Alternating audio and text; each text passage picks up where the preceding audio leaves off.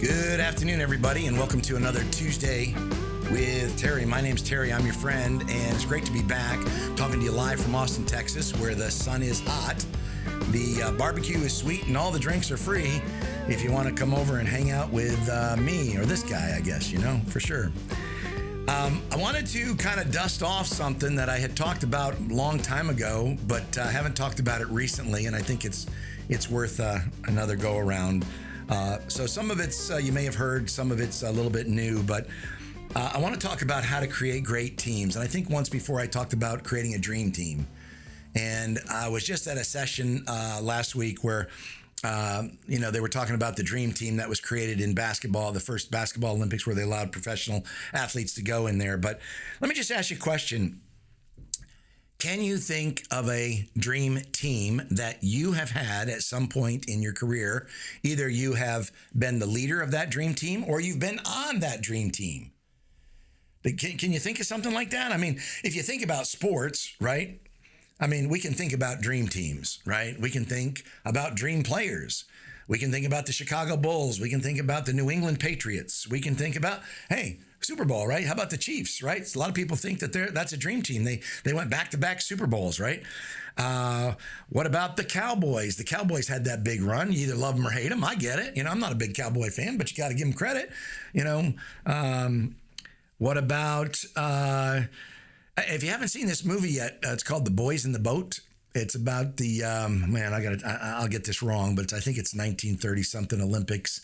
And it's about rowing competition, and they sent the junior team. But if you haven't seen that movie, either on HBO or Netflix, it's called The Boys in the Boat. It's great pieces and parts about creating dream teams, about creating a team. It's an underdog story. The junior team that never could, and in essence, they went and won the rowing championship in the Olympics.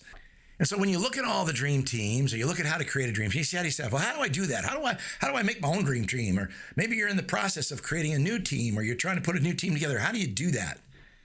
And what I want to tell you is dream teams happen because of culture.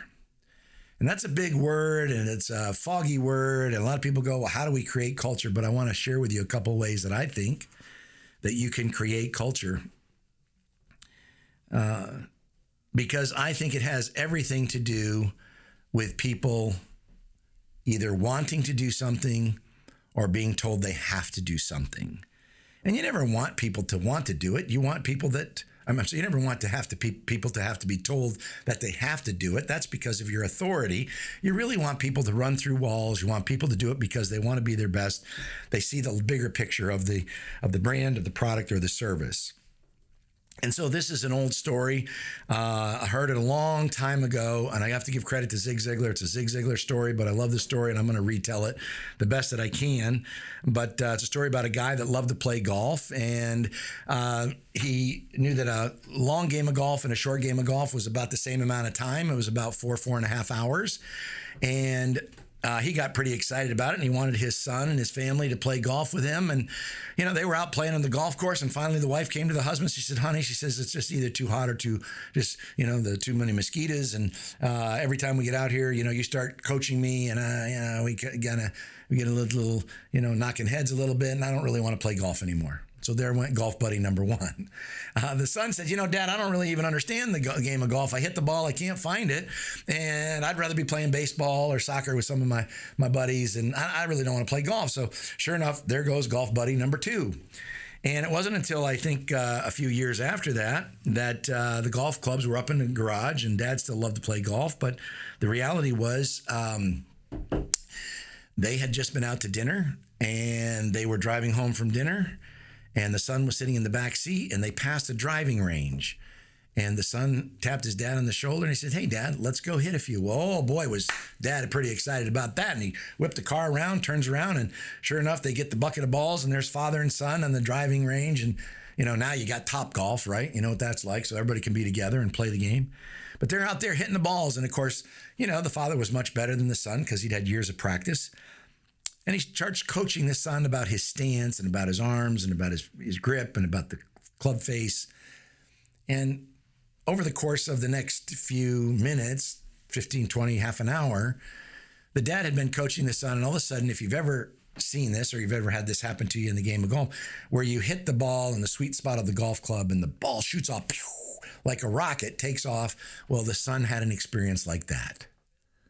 And that ball just took off like a rocket and went way out in the center of the fairway there in the driving range. And with that, he turned around with a little twinkle in his eye. He said, Dad, he said, you got your golf buddy back with you now. Well, whoo-hoo, was Dad excited, man. So he calls up the tee time, the country club, and they get the tee time, and they get out there on the golf course, and there they are, right? This is what Dad always wanted, father and son on the golf course. Yeah, hey, let's get a tee up and hit the ball. And they hit the ball, and they're playing the first round, hit the ball. The ball lands in the middle of the fairway, and the son hits his shot, and so on. And they get through the back nine, and they're in the back nine somewhere, and finally they come across this par 4. Now, for you non-golfers, what that means is there's 4 shots to get the ball from the tee into the cup. And Dad gets up there and hits the ball, and beautiful shot lands right in the middle of the fairway. Well, the son gets right up behind him, and he hits a nice shot, and he too hits it right in the middle of the fairway. Maybe not quite as far as his dad.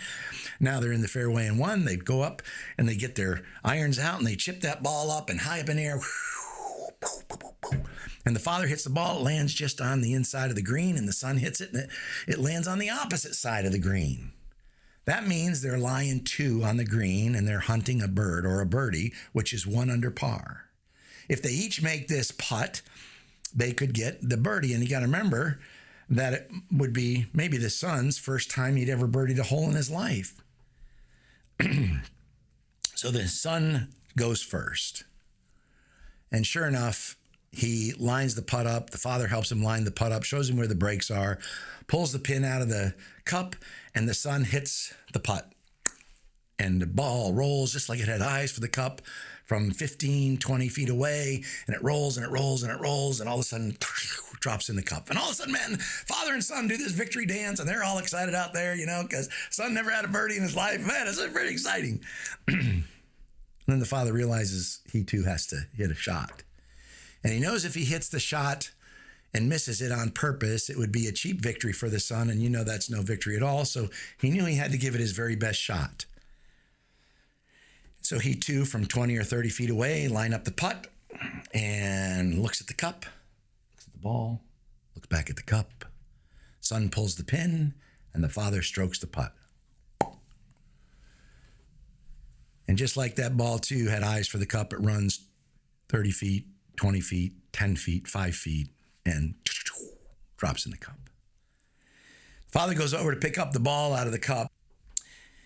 And he looks at his son, he says, tell me the truth now, son.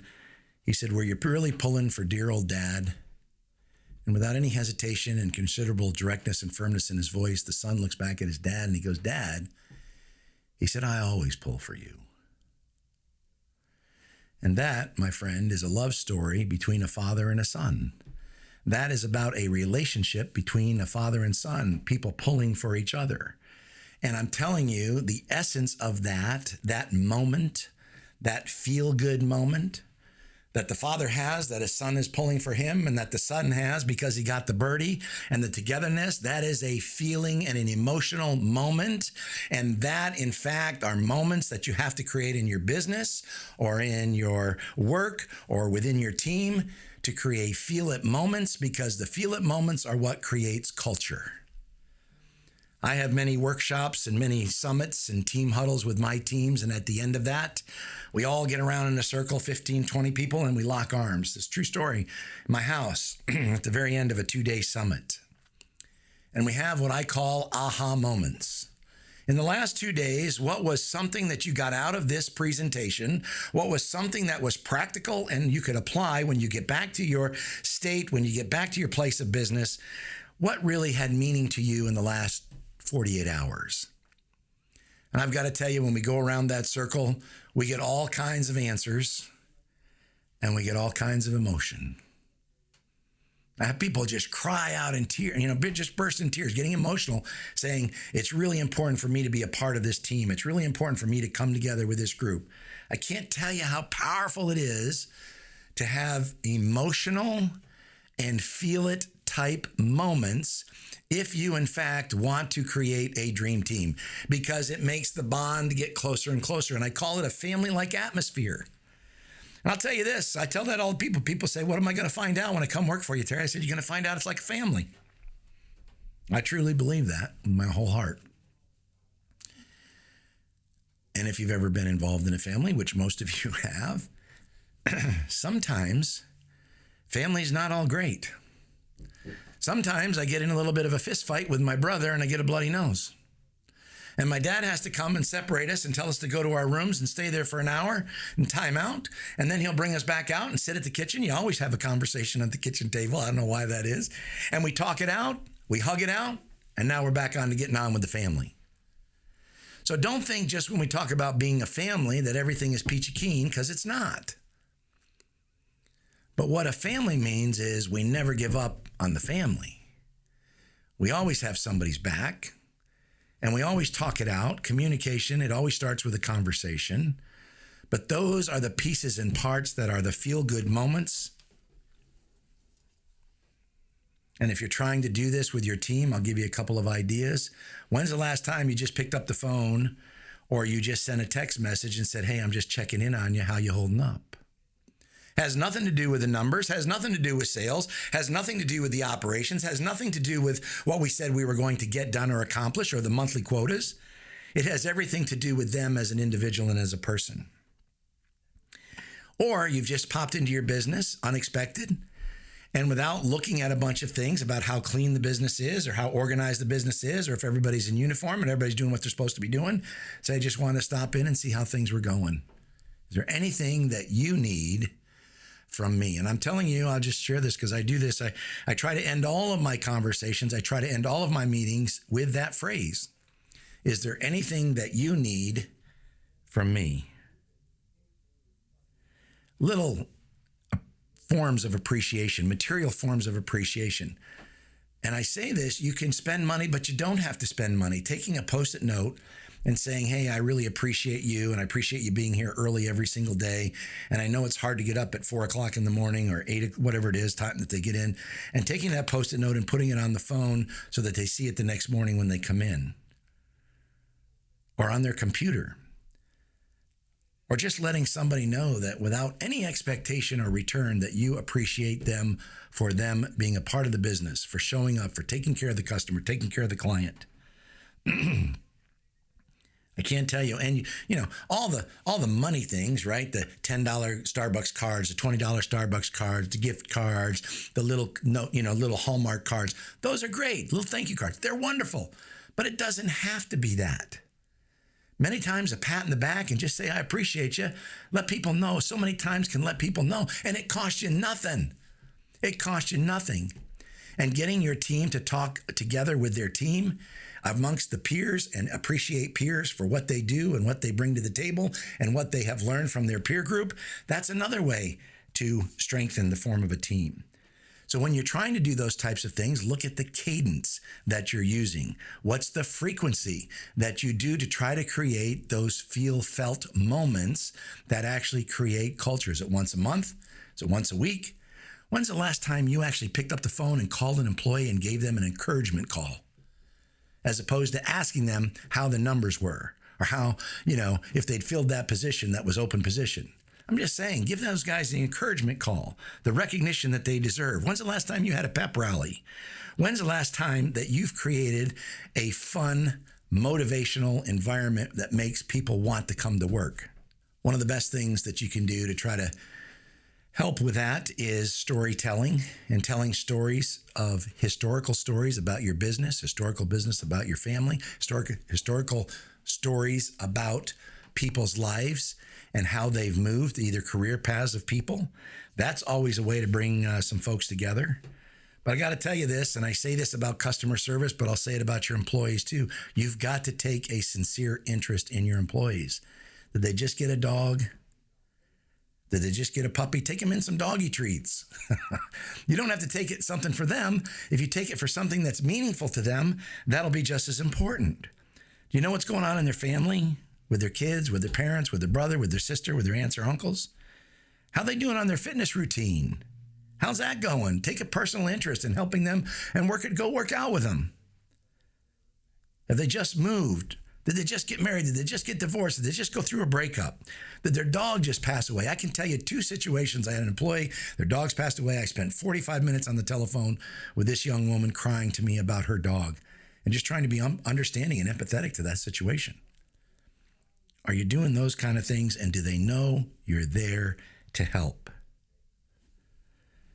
If you want to create a family type atmosphere and you want to create a dream team, you've got to get connected. And you've got to create these felt, emotional moments that bring the team together, that where people can open up and feel safe, that they can open up. And those bonds become greater than anything else. And people want to do things because they believe in the team, because they believe in the brand and what it stands for, as opposed to an authority saying, hey, these are the things you have to do.